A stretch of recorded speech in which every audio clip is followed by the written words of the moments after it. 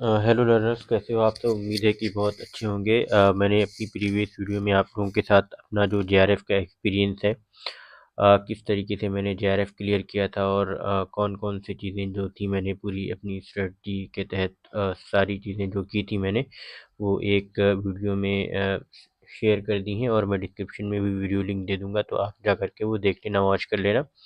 और आज की इस वीडियो में मैं बात करूंगा कि जो लास्ट 10 डेज हैं आपके जो अभी रह गए हैं एग्ज़ाम के, इसमें आप क्या फॉलो करें और क्या क्या कर सकते हैं और कौन कौन सी चीज़ें आप अवॉइड करें, तो आपकी तैयारी और अच्छी हो जाएगी। और आप नेट जेआरएफ का जो पेपर होने वाला है 31 दिसंबर 2025 से लेकर के 7 जनवरी 2026 तक, तो उसकी तैयारी आप अच्छे से कर सकते हैं और उसमें अच्छा स्कोर कर पाएंगे। तो देखते हैं, नेट जेआरएफ के लिए आपको बस एक स्मार्ट स्ट्रेटजी अपनाने की ज़रूरत है और डूज एंड डोंट्स का ख्याल रखें। और अगर आपकी तैयारी अच्छी है तो इन बातों को ध्यान में रखते हुए आप आराम से 220 प्लस क्वेश्चन सही कर सकते हैं, क्योंकि आप कई बार कॉमन मिस्टेक्स या सिली मिस्टेक्स कर देते हैं, जिसकी वजह से आपके 5 क्वेश्चंस या 10 क्वेश्चंस गलत हो जाते हैं, जस्ट बिकॉज कि आप बेसिक्स को ध्यान में नहीं लाते हैं जल्दी। तो देखते हैं, मैं आपको बता दूं कि जो मेरा बैकग्राउंड है, मैंने नेट जेआरएफ क्लियर कर रखा है इकोनॉमिक्स में और अभी पीएचडी कर रहा हूं इकोनॉमिक्स में ही जामिया मिल्लिया इस्लामिया से।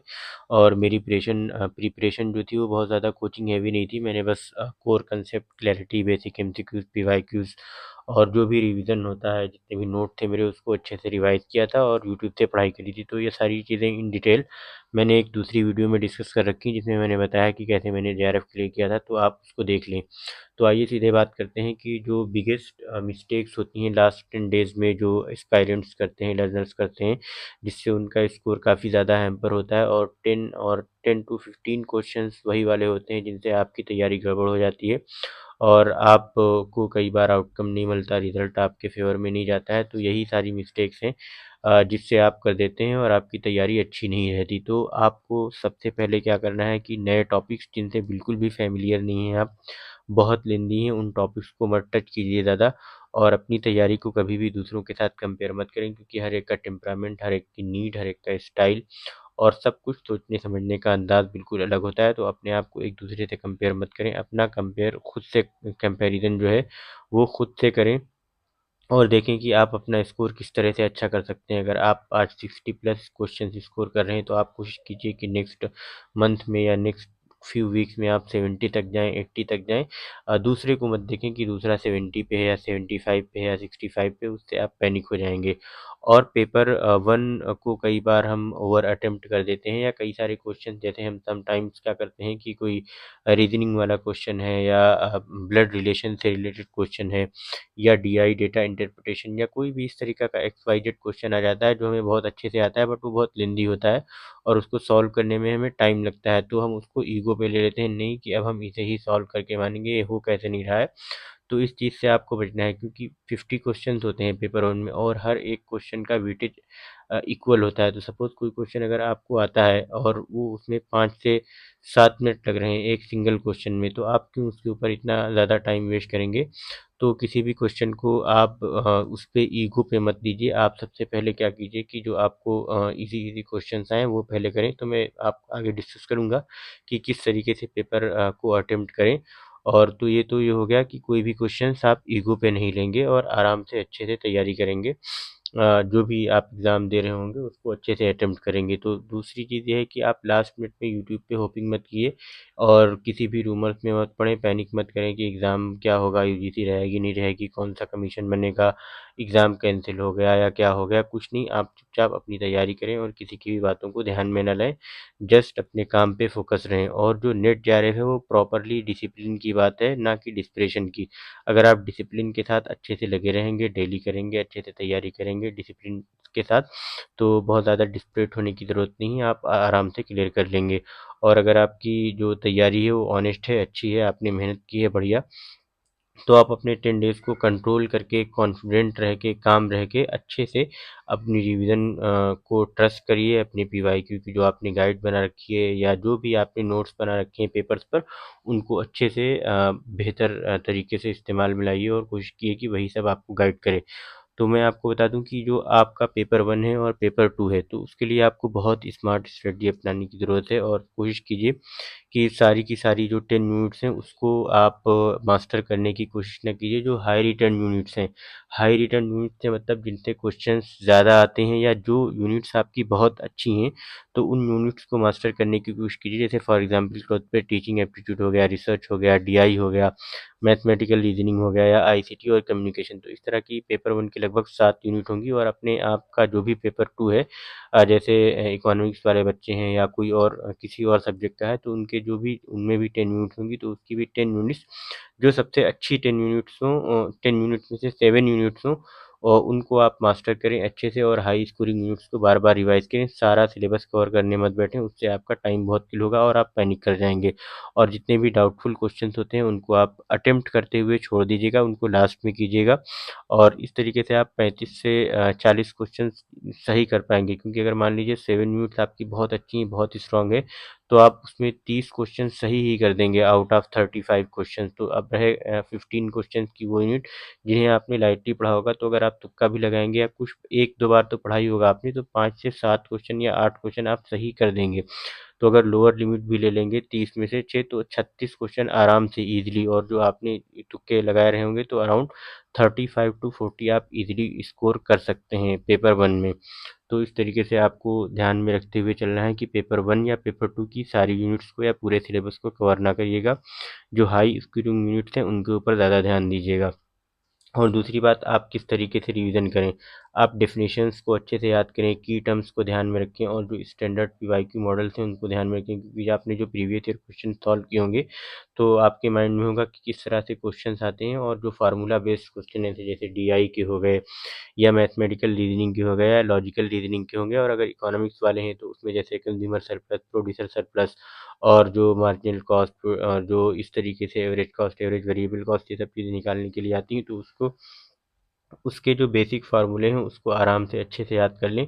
और आप कोशिश करें कि आपकी तैयारी, चूँकि ये वीडियो उन लोगों के लिए है जिन्होंने अपनी कुछ ना कुछ तैयारी कर रखी है लास्ट 6 मंथ में या 1 ईयर में, तो उनके लिए है कि आप लोग मैराथन ज़रूर देखें। अभी पूरे के पूरे सिलेबस को कवर करने से अच्छा है आप क्या करें कि जो मैराथन है यूनिट्स के और कंसेप्ट के, जैसे जब भी आप थक जाएं या कहीं खाना खाने लगें या कहीं और कोई अनप्रोडक्टिव काम करें, तो आप एयरबड्स लगा करके, ईयरफोन लगा करके, या जो कुछ भी अवेलेबल है आपके पास सुनने वाली चीज़ें, तो उसके एक एक यूनिट के पीवाईक्यूज और उसके कंसेप्ट को अच्छे से सुन लें, और 2x की स्पीड से सुन लें, तो आप ज़्यादा से ज़्यादा कर पाएंगे चीज़ों को। तो मैराथन वीडियो को कवर कर लें। मैराथन उन लोगों के लिए बहुत अच्छी है जिन्होंने पहले से पढ़ाई कर रखी है, क्योंकि मैराथन में आपको बहुत ज़्यादा नई चीज़ें सीखने का मौका नहीं मिलता। जल्दी जल्दी 4 घंटे की, 3 घंटे की वीडियो होती है, और बहुत सारे स्कॉलर्स उसमें बातें भी करते रहते हैं, या जो एजुकेटर्स होते हैं पढ़ाते रहते हैं, प्रमोट करते रहते हैं, तो आप उसको स्किप भी कर दें। तो आप मैराथन की यूनिट्स को अच्छे से, यूनिट के पीवाईक्यू की मैराथन और कंसेप्ट की मैराथन दोनों को देखें, और अच्छे से अपने जो भी नोट्स हैं उसको रिवाइज करते रहें। और मैराथन हमेशा आप खाना खाते टाइम या कहीं जा रहे हैं या रेस्ट कर रहे हैं या कुछ और कर रहे हैं, आप पढ़ाई के अलावा जब आप अपनी रिविजन नहीं कर रहे हैं नोट्स के, तो वो सारी चीज़ें करें आप मैराथन्स के टाइम पे। तो अभी जैसे आपको क्या चीज़ें अवॉइड करनी है, जैसे रीडिंग थ्योरी बुक, आप थ्योरी बुक को मत रीड करें, नई थ्योरी को या लेंदी लेंदी बुक को मत रीड करिएगा, लॉन्ग नोट्स मत रीड करिएगा, और नई जो एप्टीट्यूड ट्रिक्स हैं उनके ऊपर बहुत ज़्यादा ध्यान देने की ज़रूरत नहीं है। आपने जो जो भी सीखा है अभी तक की वो इनफ है, मोर देन इनफ है। और अब नेक्स्ट साइकिल जो होगा, मैं तो उम्मीद करता हूँ नेक्स्ट साइकिल आप में से कोई ना देखो, आपका सबका एग्ज़ाम क्लियर हो जाए। लेकिन फिर भी अगर कुछ रह जाते हैं तो आप नई ट्रिक्स और एकदम बिल्कुल नए सिरे से तैयारी कर सकते हैं और ऐड ऑन कर सकते हैं जो भी कमी रह जाएगी। बट अभी के लिए प्लीज़ न्यू एप्टीट्यूड ट्रिक्स हैं जो उनको अवॉइड करिएगा, क्योंकि जो पेपर 1 है ना, ये फैमिलियरिटी के बारे में है। ऐसा नहीं है कि ये आपकी बहुत ज़्यादा इंटेलिजेंस चेक करेगा या नॉलेज चेक करेगा।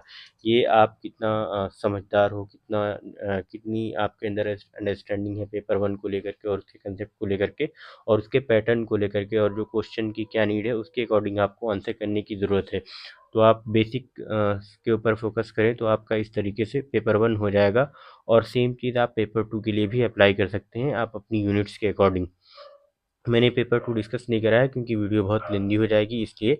तो आप जैसे अभी मॉक टेस्ट क्या है, मेरी तो राय रहेगी कि आप बस 2 से 3 मिक्स्ड रिवीजन टेस्ट दें ओनली, जैसे कि कुछ स्पेसिफिक यूनिट्स के, रिसर्च के, टीचिंग के और कम्युनिकेशन के, या इस तरह से जो भी 2-3 यूनिट हैं। और अपनी इन मिस्टेक्स को एनालाइज कीजिए हमेशा कि आप कौन से क्वेश्चन में क्या मिस्टेक कर रहे हैं। जैसे कोई एमसीक्यू या पीवाईक्यू सॉल्व किया आपने, तो उस पीवाईक्यू के जितने भी ऑप्शन हैं वो सारे के सारे ऑप्शन आप एनालाइज करने की कोशिश करें। अगर आपका वो क्वेश्चन सही हो गया है तो वेल एंड गुड, अगर नहीं सही हुआ है तो आपका वो क्यों नहीं सही हुआ है उस पर बहुत ज़्यादा ध्यान देने की ज़रूरत है। जैसे आपने कोई रॉन्ग क्वेश्चन, कोई क्वेश्चन का रॉन्ग ऑप्शन अटेम्प्ट कर दिया, तो आपने क्यों अटेम्प्ट किया, उसके क्या रीजंस हैं, और दूसरे ऑप्शन क्यों दिए हुए हैं, और सही ऑप्शन है तो क्यों है, इसके ऊपर बहुत ज़्यादा ध्यान देने की ज़रूरत है। आप कभी भी अपने स्कोर को देख करके पैनिक नहीं करेंगे।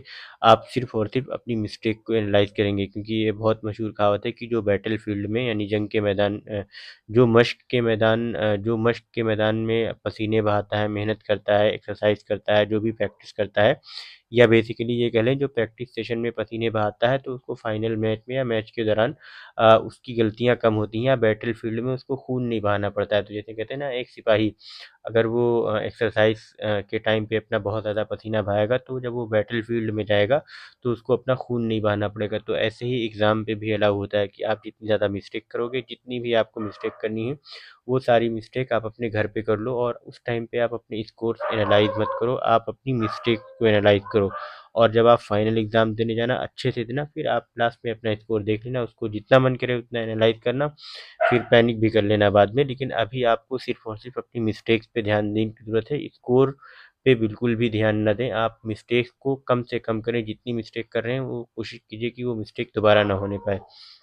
और क्या नहीं करना है, आप अवॉइड करें daily full length mock test देने से, क्योंकि अगर आप मॉक फुल लेंथ टेस्ट देंगे तो आपके कुछ ना कुछ स्कोर्स आएंगे। और क्योंकि मॉक टेस्ट जो होते हैं वो बहुत सारे उसमें क्वेश्चन, मिक्स क्वेश्चन रहते हैं, टफ, मॉडरेट, हर तरह के क्वेश्चन होते हैं, तो आप कई बार पैनिक कर जाते हैं। तो कोशिश करें कि इस टाइम पे लास्ट 10 डेज में daily full length mock test मत दें, 1 या 2 दे लें बहुत है, लेकिन डेली टेस्ट ना दें। बस आपको जो है क्या करना है कि उसको ज़्यादा से ज़्यादा रिवीजन पे और अच्छे से कंसेप्ट को क्लियर करने पे फोकस करना है। मॉक जो है बहुत एरर एलिमिनेशन वाले होते हैं, तो ईगो टेस्ट ना किया कीजिए अपनी ज़्यादा, उस पर ध्यान दीजिए बस।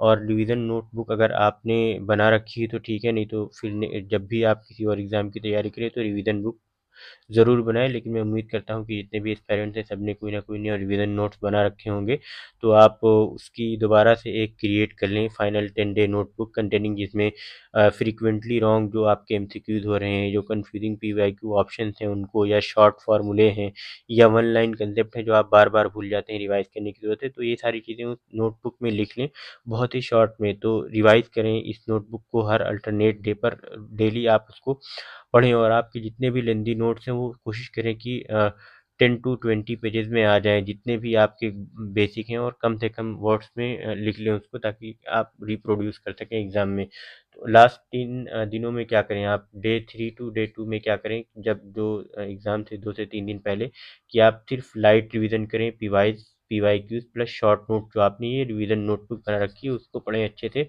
और कोई हेवी स्टडी करने की ज़रूरत नहीं है, कोई बल्कि बुक ना पढ़ें आप। और जो लास्ट डे होगा आपका एग्ज़ाम से पहले, बस एक एट ए ग्लांस वाला एक बस नज़र डाल लें, रिवीजन करें अच्छे से, समय ढेर सारा, जितना मन हो, 8 घंटे, 10 घंटे, 12 घंटे की नींद ले लें एग्ज़ाम से पहले।